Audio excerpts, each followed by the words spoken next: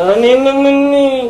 Sarap-sarap matulog. Aba Juan, gaganyan-ganyan ka parate. Lalaking tamad ka. Saan ka pupulutin yan? Sa tae ng kalabaw? Ba, gusto mo ba yan? Oo, kabangon na po.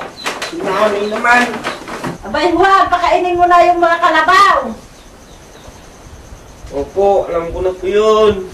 Huwag kang tatamad-tamad Juan. At dyan kukunin ang ipangmamatrikula mo. Nung ako'y first year high school pa lamang, binhagian kami ng kalabaw mula sa gobyerno.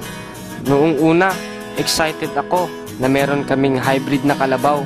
Pero nang tumagal, hindi ko na nagustuhan dahil sa kapalit na responsibilidad ng pag-aalaga nito.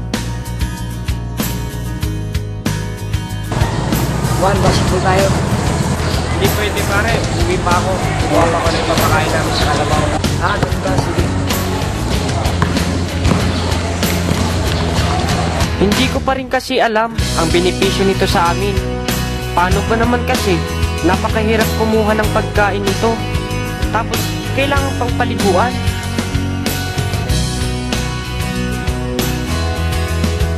Miyembro din ang ama ko noon sa kooperatiba ng barangay. Paring Jose, kamusta yung mga kalabaw mo? Ano naman yan? Okay naman po, Chairman. Naalagaan naman po silang mabuti. At habang tumagal nga, natanggap ko rin na alagaang mabuti ang kalabaw. Para na rin kasi sa pamilya namin ito. At nang simula na itong manganak at nagbigay ng gatas, dito ko na rin tuluyan nakita ang pakinabang nito.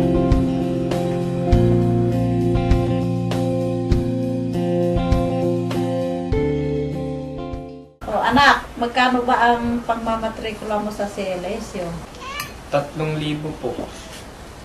Sige, bibigyan ka na lang namin ng tatay mo ng pangmatrikula mo bukas.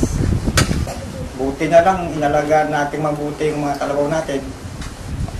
Tignan ninyo ngayon, tayo nakikinabang mismo sa mga kalabaw natin. Siyempre, may tulong din sa atin ang kooperatiba. Buti nga, hindi lumaking tamad itong si Juan. Hindi sana siya makakapag-aral ng kolehiyo ngayon. Si nanay naman. Naalala ko pa noon, nangungutang tayo kahit saan, lalo na kung nagkakasakit ka rin. Kahit nasa nagpa 5-6 kung saan ang malaking interes. Jose, nagdadrama ka na naman. Butit nandyan ang kooperatiba at ang mga kalabaw natin. Isa namang pagsubok ang dumating sa amin nang na-hospital si inay. Nangailangan kami ng pera para sa operasyon niya. Buti na lamang at naparami namin ang mga kalabaw. Ibinenta ni tatay ang isang lalaking kalabaw at nabayaran namin ang mga gastusin ni nanay sa ospital. Ngayon, may trabaho na ako. Isa akong teacher sa universidad sa bayan. At hanggang ngayon, nag-aalaga pa rin kami ng kalabaw. Plinano na rin pala ni tatay ang magiging pamilya ko. Sabi niya, Juan, hindi ka man namin mapamanahan ng malaking lupa, may iwan naman kaming mapagtatayuan ng bahay ng mapapangasawa mo. si Itay talaga nag-abala pa. Abay, siyempre, anak kita ikaw ang pinakamamahal kong anak. Si nanay naman, hindi na rin siya pinupunta sa ospital. Siya naman ay nagluluto ng mga karne na galing sa kalabaw. Mahirap man ang buhay para sa amin, pero sa awa at tulong ng Diyos, umahon naman. Dahil dito po sa amin, sipag at determinasyon ang naging sikreto namin.